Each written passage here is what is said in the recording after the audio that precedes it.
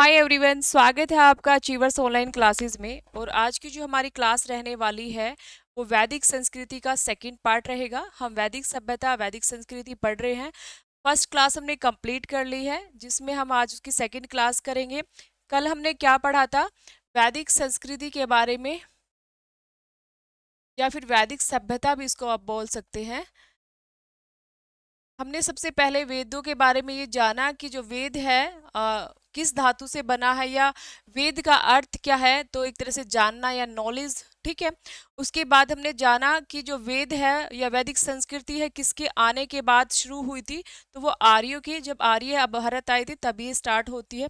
क्या आर्य भारत से थे या बाहर से आए थे, उस पर जो तर्क वितर्क है उसके बारे में हमने पढ़ा कि आर्य भारत से थे या भारत के बाहर से आए थे। तो मूल निवास स्थान के बारे में हमने कल जाना, इनका मूल निवास स्थान क्या था। ठीक है, सबने अपने अपने विचार रखे, जिसमें एल डी कल है जो कश्मीर से कहते हैं, राजबली पांडे है जो मध्य प्रदेश से कहते हैं, गंगानाथ झा है जो आपके ब्रह्म ऋषि प्रदेश से कहते हैं। उसके बाद आपका त्रिदेव है जो मुल्तान से कहते हैं। बाहर वाले एरिया में जो बाल गंगाधर तिलक है वो उत्तरी ध्रुव से कहते हैं। दयानंद सरस्वती और पर्जिटर है जो तिब्बत से कहते हैं। उसके बाद आपने जर्मनी में पढ़ा हेंटा, सॉरी, पेंटा और जो हर्ट है वो कहाँ कहाँ के बारे में कहते हैं। पेंका और हर्ट वो जर्मनी के बारे में कहते हैं। दक्षिण रूस जो है वो दक्षिण रूस से आर्य भारत आए थे, किसने कहा था? नेहरिंग ने कहा था। तो हमने अलग अलग जो है इतिहासकार या विद्वानों की जो भी बातें हैं उनको जाना था। ठीक है। उसके बाद कुल मिला के जो लास्ट डेफिनेशन निकलती है वो मैक्स मूलर की ही निकलती है। मैक्स मूलर ने कहा था, वो भारत के ही थे, सॉरी वो मध्य एशिया और बैक्टीरिया से आए थे। मैक्स मूलर की यही वाली जो डेफिनेशन है वो सबसे सर्वमान्य सिद्ध होती है कि जो आर्य है वो मध्य एशिया से भारत आए या बैक्टीरिया से भारत आए थे। तो यही वाली चीजें सबसे सर्वमान्य मानी जाती हैं। मतलब 100% चीजें कोई भी नहीं मानी जाती, पर हाँ बहुत सारी चीजों में एक का जो अर्थ निकल रहा है ठीक ठाक उसको ही माना जाता है। उसके बाद नेक्स्ट है, उसके बाद हमने शुरू किया था ऋग्वैदिक काल का अर्थ भी हमने जाना। उसका क्या बोलते हैं, आर्य का अर्थ भी हमने पढ़ा था। अर्थ के बारे में भी जानता था कि आर्य कोई पर्टिकुलर प्रजाति या जाति नहीं है, ये किसी जाति को रिप्रेजेंट नहीं करती, ये एक शब्द को रिप्रेजेंट करता है जिसका मतलब होता है एक उच्चतम, या फिर जिसका एक समृद्ध मन होता है, समृद्ध जो उसका व्यवहार होता है, मतलब उसके जो विचार अच्छे होते हैं, उसका स्टेटस एक तरह से अच्छा होता है, तो उसको बोलते हैं आर्य। ठीक है। जिसमें आप साधु है, सज्जन है, उत्कृष्ट है, अभिजात है, कुलीन है, कुछ भी इस शब्द का अर्थ निकाल सकते हैं। तो उसके बाद नेक्स्ट, उसके बाद फिर हमने क्या पढ़ा था, ये सब हमारा कंप्लीट हो गया था। फिर हम पढ़ रहे थे ऋग्वैदिक और उत्तर वैदिक काल का टाइम पीरियड। ऋग्वेद और उत्तर वैदिक काल का टाइम पीरियड, समय क्या था, ये किसने किसने इसको कालखंडों में बांटा था भाई? ये था आपका विंटरनित्स। इन्होंने जो है इसके टाइम पीरियड को बांटा था।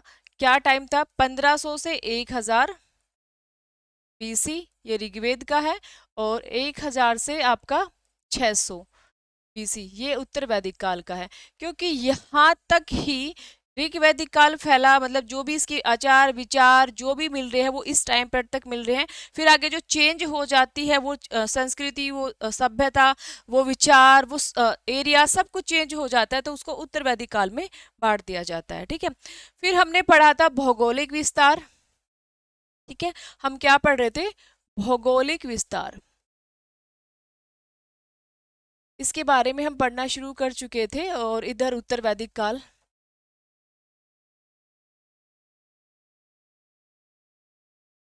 ये वाला भौगोलिक विस्तार कहाँ तक फैला हुआ है, ये कहाँ तक फैला हुआ, हमने मैप को बना के अच्छे से समझा था। भाई उत्तर में जो है वो क्या है? ऋग्वैदिक काल के, ये ऋग्वैदिक काल के उत्तर में है। ठीक है। भौगोलिक विस्तार दोनों का ही हम जानते हैं। ऋग्वैदिक काल का कहाँ से कहाँ तक फैला था, यहाँ पे हमने पढ़ी थी जो बाउंड्री थी वो क्या थी? तुर्कमेनिस्तान थी। ये किसकी थी? उत्तर वाली। ठीक है। यहाँ पे क्या था? यहाँ पे क्या था और यहाँ पे क्या था? यहाँ पे अफगानिस्तान। यहाँ वाला जो है वो राजस्थान वाला एरिया है, या फिर हम इसको अरावली पढ़ेंगे, अरावली। उसके बाद यहाँ पे जो है, यहाँ पे एंड होता है पश्चिमी यूपी। बीच में वो सारा एरिया कवर करते हुए आते हैं, अफगानिस्तान है, पाकिस्तान है, उसके बाद आपका यूपी वाला एरिया है, हरियाणा है, दिल्ली है, कुरुक्षेत्र है, राजस्थान है, उत्तरी राजस्थान है, दक्षिण तक नहीं पहुंचते, उत्तरी राजस्थान है, ये सारा आपने पढ़ा था उत्तर वैदिक काल में, ठीक है। उसके बाद यहाँ जो एरिया आपका आता है, ये तो अफगानिस्तान ही रहेगा। यहाँ पे हिमालय, और यहाँ पे आपका क्या रहेगा, यहाँ पे गंडक नदी, या उसको सदा नीरा नदी भी बोल सकते हैं, ये हमने पढ़ लिया, जस्ट मैं आपको एक रिवीजन के लिए बता रही हूँ। और यहाँ पे जो थी आपका विंध्याचल, विंध्याचल का जो एरिया है या विंध्याचल पर्वत है, ठीक है। ये हम पढ़ रहे थे, तो ये हमने कंप्लीटली लिख लिया था, इसके बारे में लिखा नहीं था, तो इसकी एक बार से फिर डेफिनेशंस में मैं आपको बता देती हूँ। उत्तर वैदिक काल का भौगोलिक विस्तार,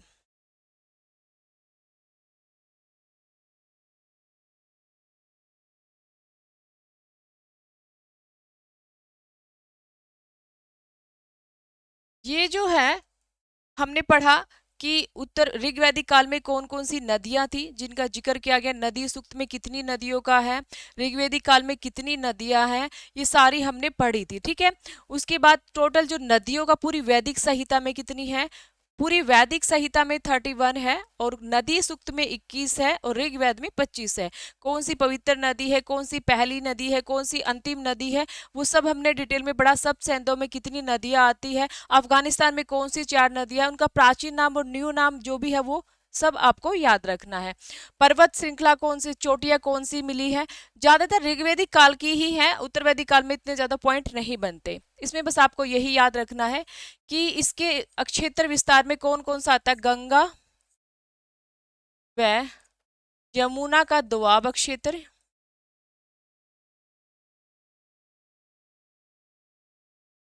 उसके बाद आपका आएगा बिहार, जिसमें स्पेशल गंडक नदी आप लिखोगे, पूर्वी हिमालय, और लास्ट जो नीचे तक है विंध्याचल। ये इसके एरिया में आता है, जिसमें आप विंध्याचल में नर्मदा नदी या फिर रेवा नदी भी ऐड कर सकते हैं, ये वहीं पर है। ये इसके भौगोलिक विस्तार में था, यहाँ तक समझ आ गया। उसके बाद अगर पूछा जाए भाई हमें इसकी जो कहानी है वो कैसे पता चली थी, तो एक आपको सतपथ ब्राह्मण में पढ़ा होगा आपने, सतपथ ब्राह्मण में एक कहानी है, एक कथा है, जिसमें बताया गया कि विदेह माधव और दूसरे इनके पुरोहित कौन थे, गौतम राहुगण। तो पहले तो सीधा यही क्वेश्चन बनता है कि विदेह माधव और पुरोहित गौतम राहुगण की कहानी जो है वो किस में बताई गई है, किससे आपको पता चलता है, तो सतपथ ब्राह्मण से। इसमें इन्होंने कहा है कि जो विदेह माधव है उन्होंने अग्नि जलाते हुए, मतलब जीप पे अग्नि उनके जल रही थी, और वो पूरे वनों को, वृक्षों को जलाते हुए आगे बढ़ते जा रहे थे, ठीक है, और उनके साथ उनके पुरोहित भी थे, भाई विस्तार कर रहे थे एक तरह से, वो जहां तक जलेगी अग्नि जलती जाएगी, विस्तार होता चला जाएगा। लास्ट में वो जो है सदानीरा और जो गंडक नदी है वहां पे अग्नि शांत हो जाती है, और वहां तक विस्तार होता है। इसीलिए सरस्वती नदी से उन्होंने अपनी जो है यात्रा शुरू की थी, सरस्वती नदी, और जो एंड उनका होता है वो गंडक नदी तक होता है, ठीक है। तो यहाँ तक जो है लास्ट इनका सीमा विस्तार हुआ था, और बिहार में है ये, और फिर जो आगे विस्तार नहीं हो पाया, यहीं तक उत्तर वैदिक काल का विस्तार हुआ था। जो मगध है, अंग है, वो भी इसके अंडर में नहीं आते थे। मगध और अंग को वो दूरस्थ अक्षेत्र कहते थे, उनके लिए तो वो घृणा वाले ही, आर्य जो लोग थे घृणा वाले वर्ड यूज करते थे, मतलब उनको इतना पॉजिटिव तरीके से वो नहीं लेते थे, ठीक है। उसके बाद जो है इसकी जो नदी तो आपने पढ़ ही लिया, नदी तो मेन यही है, नदी इसमें इसी का जिक्र है, गंडक नदी, और दूसरी आपकी नर्मदा। पर्वत पूछे तो पर्वत जो रहेगा वो पूर्वी हिमालय है, पूर्वी हिमालय। उसके बाद जो इसकी चोटियां हैं, चोटियां, चोटियां ये आपकी एक तो मैनाक, कोउच,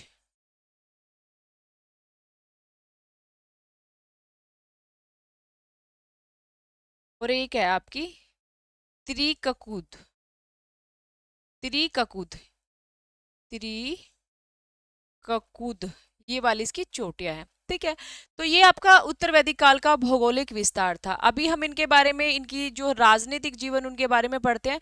तो बस आपको यही पूछा जा सकता है, नदियां पूछ ली आपको कि कौन सी नदी कहाँ पर थी। ठीक है, ये नदी जैसे नर्मदा नदी पूछे, और या फिर आपको गंडक नदी पूछे, या फिर सब सेंधव वाली नदियां पूछ ले, तो एक तो आपको वो याद रखना है। दूसरा आपको पर्वत चोटियां, पूर्वी पर्वत और पश्चिमी पर्वत, ये एरिया आपको याद रखना है। और आपको इसको जब हम, मैंने आपको बताया सब्जेक्टिव में कभी आपके एग्जाम में क्वेश्चन आ भी जाता है, तो उसको आप एक बीच में लाइन लगा के अच्छे से लिख सकते हो। और लाइन ना भी लगाए तो पहले आप ऋग्वेदिक उसको अंडरलाइन करके उसके बारे में सारी डिटेल लिख सकते हैं, फिर उसके बाद उत्तर वैदिक, उसके बारे में उसकी सारी डिटेल लिख सकते हैं। ठीक है, तो ऐसे ही करके आपको पढ़ना है इसको। नेक्स्ट चलता है राजनीतिक जीवन। अब इनकी राजनीतिक जीवन को या राजनीतिक इकाई को हम दोनों को साथ में समझने की कोशिश करेंगे। पढ़ेंगे एक एक को ही, पर समझेंगे दोनों को साथ में ही। देखो, जो ये ऋग्वैदिक काल है, ऋग्वैदिक काल का हम जीवन पढ़ रहे हैं, राजनीतिक जीवन। इसमें सबसे पहले जो छोटी इकाई थी वो थी ग्रह, या उसको आप कुल भी कह सकते हैं।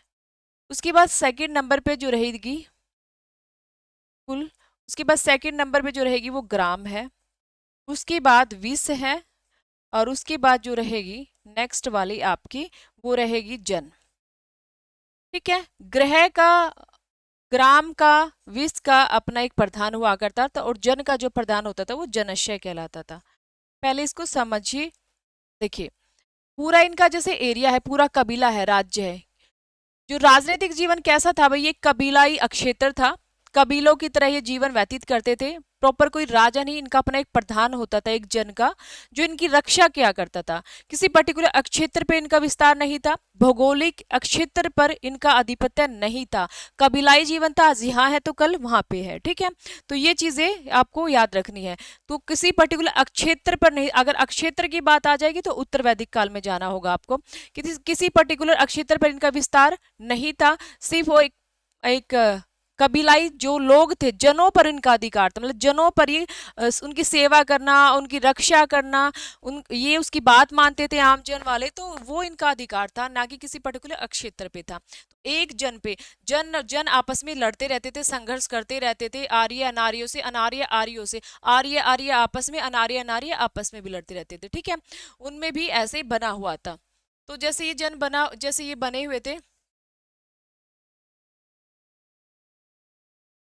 ये पूरा एक अक्षेत्र हो गया, एरिया हो गया। ठीक है, इसमें ये जन होते थे, जन,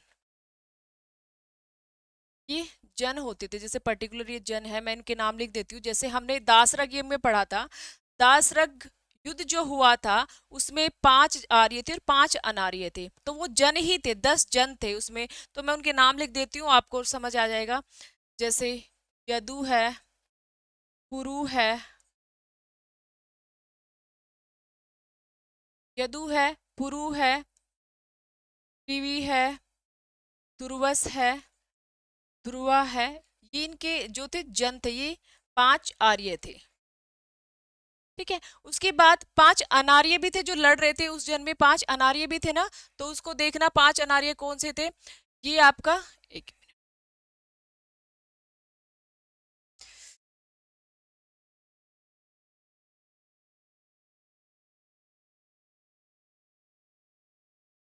जो 5 अनार्य थे वो कौन से थे, जिसमें आपका पहला अनिल, पाक्त,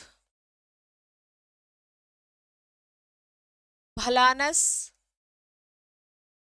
शिव लिखा होता है या शिवी, और विषाण, विषाणिक, ये 5 अनार्य थे। अब देखिए, अलग अलग ये जन है। ठीक है, ये एक पूरा एक जन है। इस पर जो उसका जो प्रधान होता था मेन, उसको क्या बोलते थे, जनस्य, जनस्य गोपा। ठीक है, इसको गोपति भी बोलते थे। गोपति मतलब गौ की रक्षा करने वाला। इसी को पुरभेता भी बोलते थे, मतलब जो नगर है उसकी रक्षा करने वाला। इसको विष्पति भी बोलते थे। ये सारे नाम इसी के आते थे। विष्पति क्या था, मतलब एक जन था, ये एक जन हो गया, जैसे मैंने अनिल एक जन उठा लिया, ठीक है, ये जन हो गया। तो इसमें बहुत सारे विष बने होते थे, फिर उसमें ग्राम बने होते थे, तो सबका एक तरह से प्रधान तो यही होता था ना, तो इसको विस्पति भी कहीं कहीं कहा जाता है। मेनली वैसे तो विष के प्रधान को विस्पति कहते हैं, पर राजा के मिलान करने में या राजा से रिलेटेड पूछा जाए और विष वहां ऑप्शन में ना लिखा हो तो आप इसके लिए विस्पति आप करेक्ट कर सकते हैं, ठीक है। तो ये चीज आपको समझ आ गई होगी भाई, इसका जो प्रधान होता था वो जनस्य गोपा, गोप्ती, विस्पति या पुरभेता उसको कहा गया। ये सारे एक पर्टिकुलर जन होते थे, अलग अलग जन का अपना अपना एक प्रधान होता था, भी यदु का अपना एक प्रधान है, पीवी का अपना एक प्रधान है, ऐसे होते थे। बाद में जाके क्या हो गए थे, बाद में ये चीजें चेंज हो गई थी, क्या हो गए थे कि जैसे एक जन और दूसरे जन पर ये यदु है, जैसे हमने क्या पढ़ा था, हाँ ये वाला, ये मिलकर बाद में इकट्ठे हो गए, ठीक है, ये मिलकर बाद में इकट्ठे हो गए, एक जन, इन्होंने जन प्लस जन आपस में मिल गए और एक जनपद बन गया था। उत्तर वैदिक काल में एक जनपद बन गया था, मतलब एक जन इधर है और एक जन इधर है, यहाँ की बाउंड्री खत्म करके इसको पूरा अपने अंडर में ले लेना, ठीक है, इसको जनपद कहते थे, जनपद। और जब आप ऋग्वैदिक काल पढ़ते हो तो उसमें ऐसे किसी क्षेत्र पर अधिकार नहीं होता था। अगर आपस में लड़ाई होती भी थी, अगर आपस में लड़ाई होती भी थी तो इनके जो पशु है उसको उठा सकते थे, इनका धन लूट सकते थे, ठीक है, इनको इनके साथ लड़ाई झगड़े में लूटपाट कर सकते थे, पर इस एरिया पर इनका अधिकार नहीं होता था, पर आगे जाके इनका अधिकार होने लगा था। तो ये है ग्रह, ग्रह या कुल इसको बोलते, इनका जो मेन प्रधान था वो ग्रहपति था, ठीक है, ग्रहपति, या इसको कुलपति या कुलप, कुलप कहते हैं, कुलप। ग्राम का ग्रामीणी, विष का विषपति, और ये आपका जनस्य हो जाता है, जनस्य गोपा या गोपा जनस्य, ऐसे भी लिखा हो सकता है, गोपा जनस्य या जनस्य गोपा, ठीक है। ये होता है जन की रक्षा करने वाला, जन की रक्षा करने वाला। उसके बाद नेक्स्ट जो रहेगा वो पूर्व भेता या भेता, ठीक है, नगरों की रक्षा करने वाला, इसी को कहा गया। उसके बाद नेक्स्ट जो आपका पॉइंट रहेगा आपका क्या था, गोप्ती, गौ की रक्षा करने वाला, गऊ की रक्षा करने वाला, क्योंकि गऊ के लिए युद्ध होता। तो ये एक पर्टिकुलर क्या हो जाता है, ये राजनीतिक जीवन की एक पूरी की पूरी इकाई है। अगर आपसे पूछा जाए कि सबसे जो बड़ी इकाई कौन सी थी, सबसे छोटी इकाई कौन सी थी, तो वो आपको याद रखनी है कि बड़ी इकाई कौन सी है और छोटी इकाई कौन सी है, ठीक है। तो सबसे बड़ी कौन सी है, वो जन वाली है, ये वाली, और सबसे छोटी इकाई पूछी जाए तो ये वाली है, ठीक है। जैसे ऋग्वेद में जो जन शब्द का प्रयोग है वो 275 बार आया है, जो विष का प्रयोग आया है वो 170 बार आया है। कई कई बार पूछ लेते हैं कि ऋग्वेद में किसका जिक्र कितनी बार आया है, ठीक है, तो ये ही मेन पॉइंट आपको याद रखना है कि सबसे पहले ग्रह है, ग्राम है, विष है, जन है। ये इकाई आपको ऊपर से नीचे या नीचे से ऊपर कैसे भी पूछ ले वो याद रखनी है। ये इसका ग्रहपति है हेड, इसका ग्रामीणी हेड है, इसका विस्पति है, और इसके बहुत सारे नाम है जो मैंने आपको बता दिए। ऋग्वेद में जन का जिक्र, ऋग्वेद में जिक्र, ऋग्वेद में जो है जन का कितनी बार जिक्र है, 275 बार, विष का 170 बार। मैं लिख देती हूँ अलग से, जन 175, विष 170, ग्राम 13। इसके बारे में कोई ज्यादा जानकारी नहीं है। ऋग्वेद में प्रयोग मतलब बार बार जो जन, अगर हमने ऋग्वेद में पढ़ा है भी जन कितनी बार लिखा हुआ मिला है, तो जन 275 बार लिखा हुआ है। जैसे मैंने एक पैराग्राफ बना दिया और उसमें मैं किसी की बात कर रही हूँ, तो नोटिस करो मैंने उसमें विष का वर्ड कितनी बार यूज किया है, तो 170 बार यूज किया है। मैंने ग्राम का उसमें कितनी बार यूज किया है, तो मैंने 13 बार यूज किया है। तो ये चीजें इसके अंदर लिखी हुई थी, ठीक है। उसके बाद नेक्स्ट है छोटी इकाई, बड़ी इकाई आपको पता चल गई है। जो राजा का जिक्र है वो ऋग्वेद में सिर्फ एक बार हुआ है, राजा जो वर्ड है वो जिक्र इसमें ऋग्वेद में सिर्फ एक बार हुआ है, ठीक है।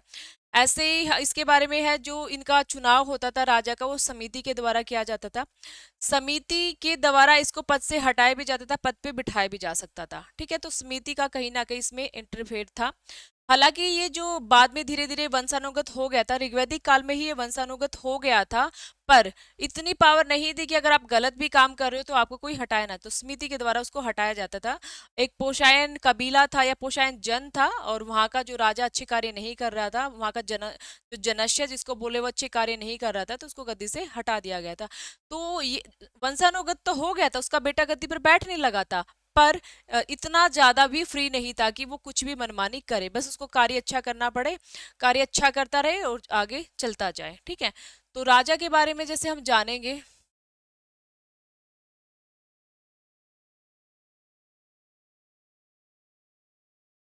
राजा का चुनाव समिति द्वारा होता था।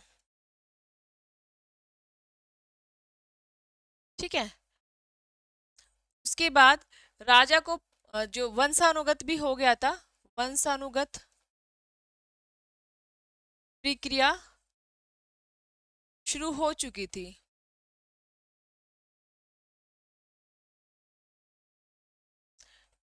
परंतु असीमित अधिकार नहीं थे।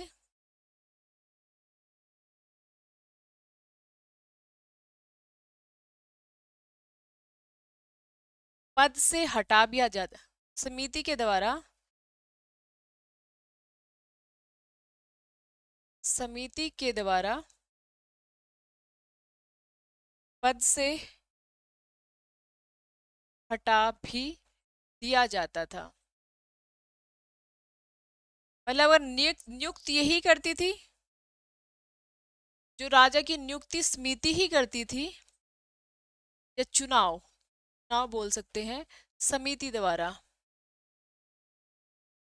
तो पद से हटाने का कार्य भी समिति द्वारा ही किया जाता था। तो यही मेन पॉइंट आपको याद रखने हैं, राजा से रिलेटेड यही मेन जानकारी है। उसके बाद जो है, जो राजा था उसकी मदद के लिए 5 सहायक होते थे। राजा की मदद के लिए 5 सहायक होते थे, जैसे उत्तर वैदिक काल में 12 होंगे, रत्नीन कहा जाएगा। इसमें राजा के सहायक मेन 5 थे, पर आगे भी होंगे राजा के सहायक। 5 थे, जिसमें पहला जो रहेगा वो पुरोहित, दूसरा जो रहेगा सेनानी, ग्रामीणी,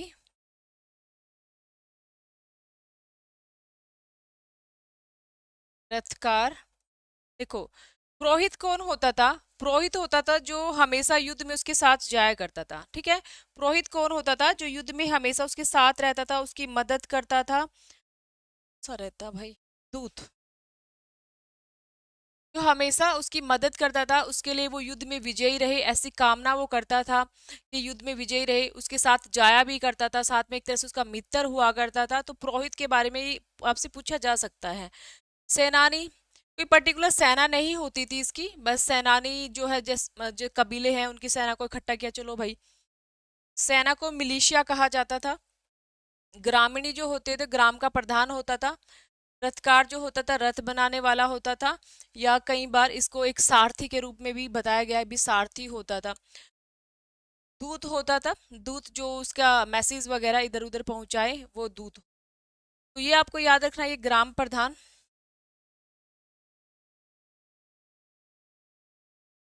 ग्राम प्रधान, या इसको ग्रामीणी, ग्राम का प्रधान को ग्रामीणी भी कहा जाता है, या ग्राम प्रधान। ठीक, ये रथकार है, रथ बनाने वाला भी लिखा होता है, रथ बनाने वाला,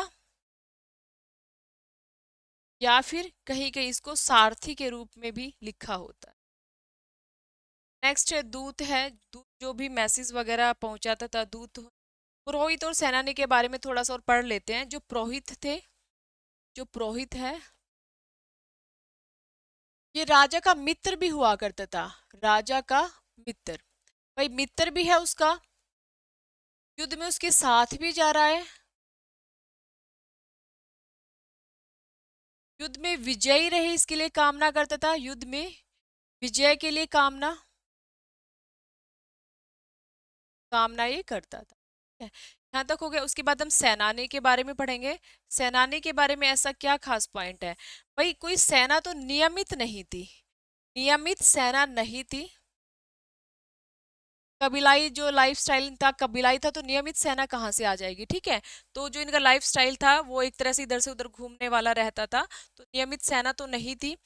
पर जो कबीलाई सेना थी, कबीलाई सेना जो थी, तो मिलिशिया कहा जाता था। ये एग्जाम में आया हुआ है, मिलिशिया। और मिलिशिया के अंदर क्या क्या आता था? छोटे छोटे समूह आते थे, जिसमें गण है, सार्थ है, वर्त है, ग्राम है। मतलब एक तरह से ये समूह थे भी। गण की इतनी अपनी एक सेना होती थी, सार्थ की एक सेना होती थी, वर्त की होती थी, मतलब छोटे छोटे समूह बने होते सेना के। और इन इकट्ठे एक ग्रुप को मिलिशिया कहते थे, ठीक है। जब भी इनकी जरूरत होती थी, ये अपनी सेना को इकट्ठा करे, ये अपने को इकट्ठा करके, ये गण है, सार्थ है, वर्त है, ग्राम है, इनके छोटे छोटे सेना के समूह होते थे। छोटे छोटे सेना के समूह होते थे और अपनी सेना को ये इकट्ठा करते थे और युद्ध के लिए निकल पड़ते थे, तो इसको मिलिशिया कहते थे। तो पर्टिकुलरली आपको ये याद करना है कि 5 तो वो सहायक होते थे जो उसके साथ रहते थे, फिर 5 अन्य होते थे जो एक कहते हैं ना टेम्परेरी से होते हैं, पर माने तो वो इसके साथ ही जाते हैं। जैसे दुर्गपाल है, पूरब होता है दुर्गपाल जो इसकी रक्षा के लिए हमेशा रहता है, ठीक है, वो भी इसकी सेना में ही माना जाता है। एक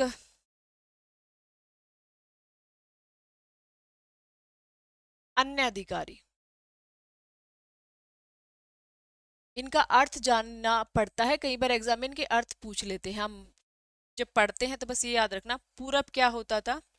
दुर्गपाल, या फिर रक्षक भी इसको बोल सकते हैं। एक था आपका स्पर्श या स्पर्श लिखा होता है, ये गुप्तचर था। एक उग्र था, ये पुलिस था। मिलान करने में पूछ लेंगे भाई, ये स्पर्श को लिख दिया, उग्र लिख दिया, प्रूफ लिख दिया। एक उपस्थित था, उपस्थित। उपस्थित क्या होता है? पर्सनल, व्यक्तिगत जो व्यक्ति होता है, अभी मेरे एक साथ जैसे बॉडीगार्ड एक हमेशा साथ रहता है, कुछ भी अपने मन की बात कहनी है, कुछ भी उससे बताना है, वो हमेशा उसी से शेयर करता था। व्यक्तिगत व्यक्ति, ठीक है। उसके बाद एक होता था वाचस्पति, इसको आप बोल सकते हैं गोचर भूमि का स्वामी, गोचर भूमि का अधिकारी, या इसके लिए आ सकता है चरवाहा का प्रमुख, ये सब इसके लिए आ सकते हैं, ठीक है। तो ये आपको याद रखना है। अब 5 तो वो सहायक थे, 5 ही अन्य सहायक होंगे, जैसे प्रूप है, पूरब है, दुर्गपाल या रक्षक है। ये आपको ज्यादातर मिलान करने में दिखते हैं, ठीक है। ऐसे नहीं पूछते कि राजा का सहायक कौन था, राजा का नहीं था। हाँ, अगर लिखना पड़े तो आपको उसमें लिख सकते हैं। बाकी जैसे आपको पूरब दे दिया, उसके बाद स्पष्ट दे दिया, उग्र दे दिया, वाज्रपति, और फिर इनके सामने लिख दिया अभी कौन किससे संबंधित है, तो वो जैसे पुलिस है, व्यक्तिगत व्यक्ति है, पर्सनल, इसका पर्सनल बंदा था ये, और गोचर भूमि का स्वामी है या गुप्तचर है, इस तरह के लिख दिया। इस तरह से आपसे क्वेश्चन पूछा जा सकता है। तो ये कहीं ना कहीं एक तरह से इसके अन्य अधिकारी हुआ करते थे, ठीक है। और हमने इसके बारे में पढ़ लिया है जितना इसके बारे में मेन मेन पॉइंट थे। ये जो जन है, कबीले हमेशा आपस में लड़ते झगड़ते रहते थे, ऐसा कोई ये नहीं है कि बहुत मिलके ये रहते थे। उसके बाद इस काल में जो सबसे मेन रोल रहा है वो सभा, समिति, विदत,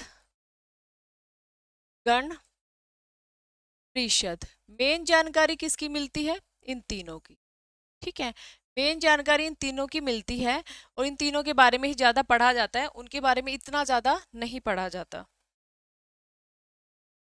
ये सभा का जिक्र जो ऋग्वेद में 8 बार आया भाई, और इसका 9 बार आया है, और विदित का 122 बार आया है। बाकी इनके बारे में कोई ज्यादा नहीं पता चलता। तो मेन यही है, 8 बार, 9 बार और 122 बार। फिर पहली बार पहले हम सभा को लेके चलते हैं। सभा जो थी वो श्रेष्ठ जनों की सभा थी। श्रेष्ठ भी लिखे आते हैं, बुद्धिमान भी लिखे आते हैं, की सभा। इसको मंत्री परिषद भी कहा गया, मंत्री परिषद। ठीक है, इसके बारे में इसको जैसे हम राज्यसभा, आज का जो राज्यसभा है उससे इसकी कंपैरिजन की जाती है। ठीक है, आज की जो राज्यसभा है उससे इसकी कंपैरिजन की जाती है। सेकंड जो रहेगा इसके बारे में, सभा में आ, सभा के बारे में, हाँ इसमें सभे, राइट चलेगी, सभे, सभापति, सभाचार, या सभाचार लिखा होता है, समाचार लिखा होता है। ये होता है पुरुष, जो इसके मेन मेंबर थे ये थी स्त्री, और ये होती थी रक्षक, जो पूरा मैनेजमेंट करते थे, या दुर्गपाल भी इनके बारे में लिखा होता है इस सभा में। ठीक है, ये इसके बारे में लिखा होता है। भी सभा जो थी वो श्रेष्ठ बुद्धिमान लोगों की सभा थी, मंत्री परिषद भी इसको कहा गया है। राज्यसभा, आधुनिक जो राज्यसभा उससे इसकी तुलना की जाती है। इसमें सभे, पुरुष, सभापति स्त्री, और सभाचार जो है वो एक तरह से दुर्ग, वो द्वारपाल की तरह कार्य करते थे, और जो न्यायालय का मेन कार्य भी यही करती थी। ठीक है, जो न्यायालय का मेन कार्य भी यही करती थी, कार्य भी या न्याय का कार्य भी सभा द्वारा किया जाता था।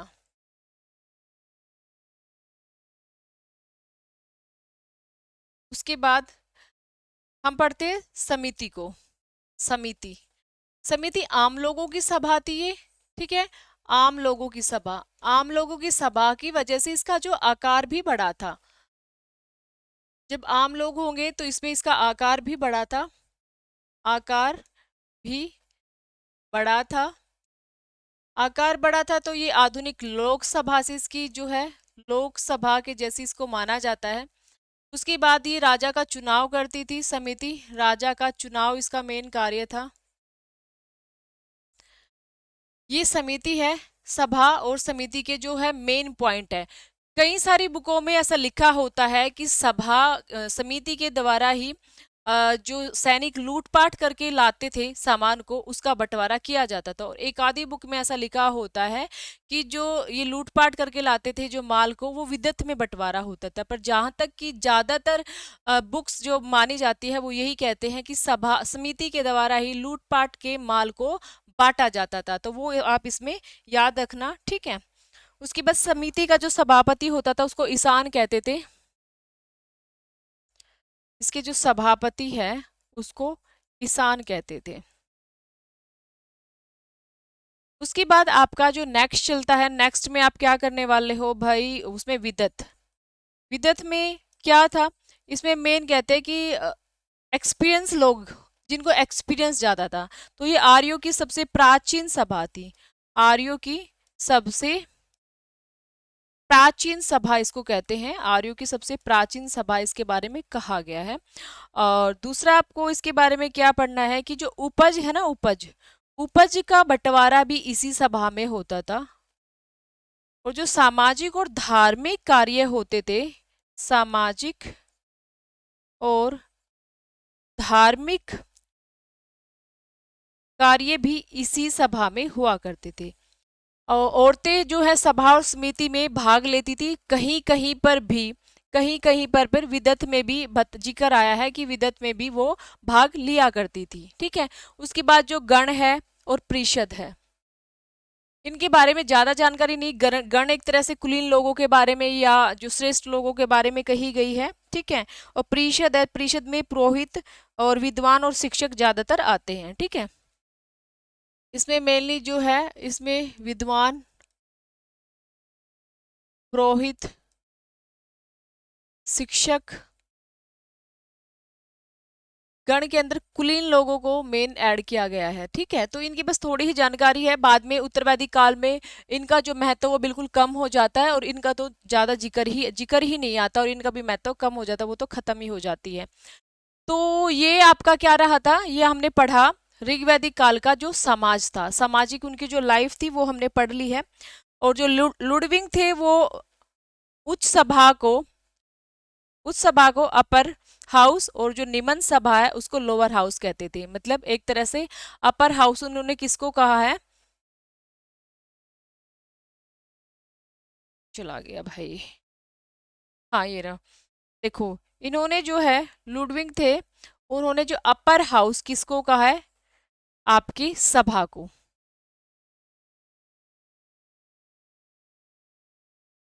सभा को अपर हाउस, और आपकी जो समिति है उसको लोअर हाउस का है। जैसे हम पढ़ रहे हैं ना राज्यसभा और लोकसभा, तो उसी तरीके से इन्होंने अपना जो है ये अपने अंग्रेजी में बता दिया था। तो ये क्या था, एक तरह से समाज था।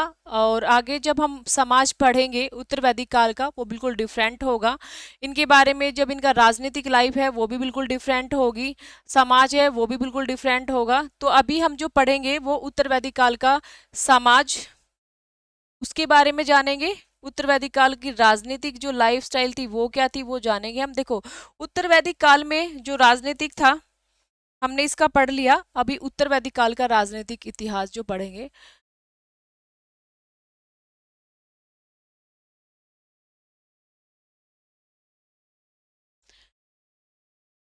अभी आपको समझ आ गया होगा, जैसे हम पढ़ रहे थे उसमें, कि यहाँ पे वही सबसे छोटी इकाई वही ग्राम ही होती है, नहीं, ग्रह ही होती है, ग्रह या कुल।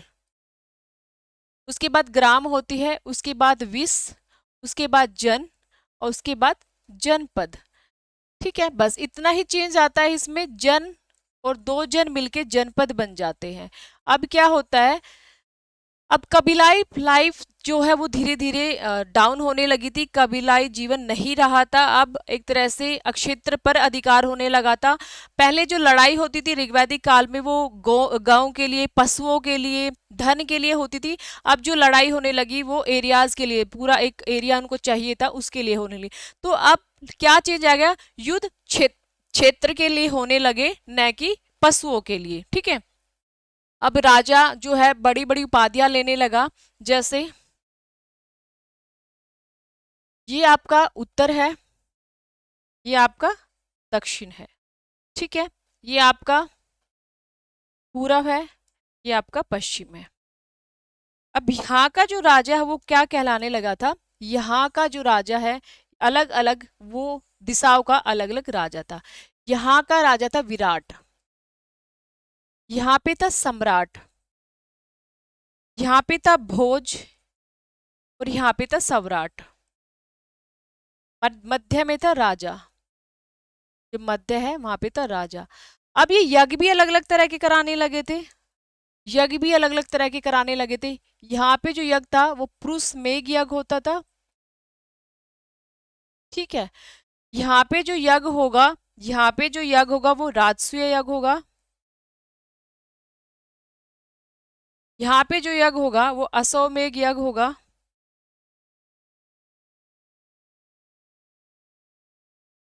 ठीक है, जो यज्ञ थे वो भी अलग अलग तरह के होने लगे थे, और राजा भी अलग अलग दिशाओं के अलग अलग राजा होने लगे थे। ठीक है, जैसे आपने पढ़े, राजसूय यज्ञ है, पुरुषमेघ यज्ञ है, अश्वमेध यज्ञ है, और एक यज्ञ कौन बचता है, एक मिनट,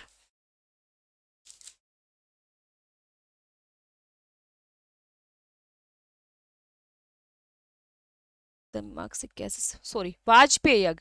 ये जो बचता है ये है वाजपेय यज्ञ। अभी आपसे पूछा जाए उत्तर के राजा को क्या कहा गया था, विराट। दक्षिण के राजा को क्या कहा गया था, भोज।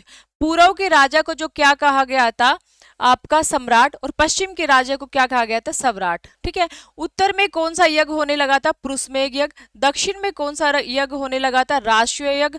और आपके पश्चिम में कौन सा यज्ञ होने लगा था, अश्वमेध यज्ञ। और आपके पूर्व में कौन सा यज्ञ होने लगा था, वाजपेय यज्ञ। ठीक है, तो ये सारे यज्ञ यहाँ होने लगे थे। और अगर कोई किसी का इस पूरे अधिकार पर, पूरे एरिया पर अधिकार हो जाता है, सारे सारे चारों की चारों दिशाओं में, तो वो हो जाता था सवराट, या फिर एक छत्र, एक छत्र के नीचे पूरा प्रशासन। ठीक है, तो ये उत्तर वैदिक काल के में चेंज आना शुरू हो गया था। अभी उस पर किसी तरह का कोई दबाव नहीं था, किसी तरह का कोई कंट्रोल नहीं था। सभा और समिति का महत्व कम होता जा रहा था।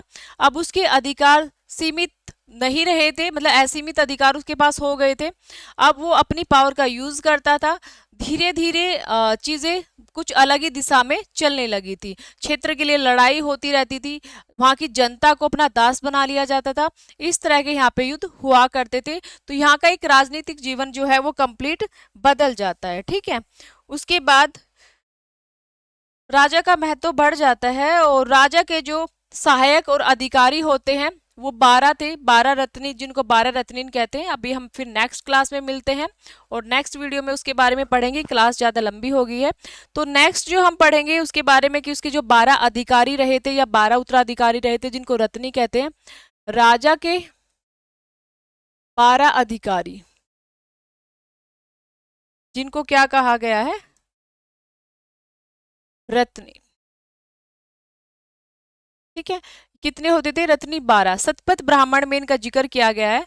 सतपथ ब्राह्मण में रत्नी की संख्या जो है वो 12 बताई गई है। और एक पंचविश ब्राह्मण है, पंचविश ब्राह्मण,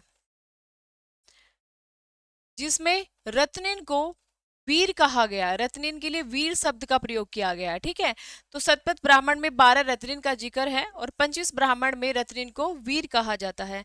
तो वो 12 रत्निन कौन से है एक बार हम लिख लेते हैं, उसके बारे में जान लेते हैं। तो पहले नंबर पे जो रहेगा 12 में से, जो पहले नंबर पे है वो राजा, पुरोहित,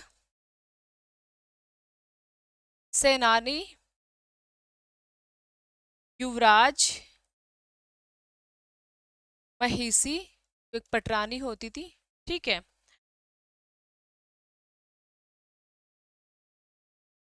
उसके बाद नेक्स्ट जो रहता है रथकार भी सूत बोल सकते हैं उसको, सूत 6। उसके बाद 7 नंबर पे आपका आता है जैसे अक्षवाप, 7 पे 8 पे आता है आपका क्षत्रिय, एक तरह से क्षत्रिय होता है, इनका मैं डिफाइन करके बताऊंगी। उसके बाद 8 हो गए हैं। 9 पे जो आपका आता है पालागल, एक तरह से जो संग्रह करता, संग्रहण वो इकट्ठा करने वाला,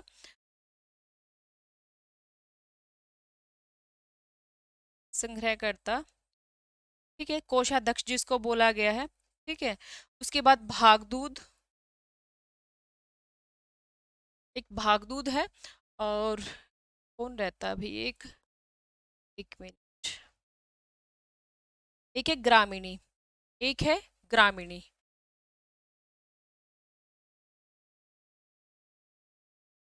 देखिए राजा मेन राजा ही है,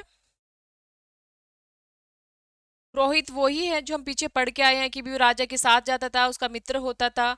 सेनानी, यहाँ सेना नियमित तो नहीं थी, अभी भी नियमित सेना नहीं थी, सेना वही चल रही थी।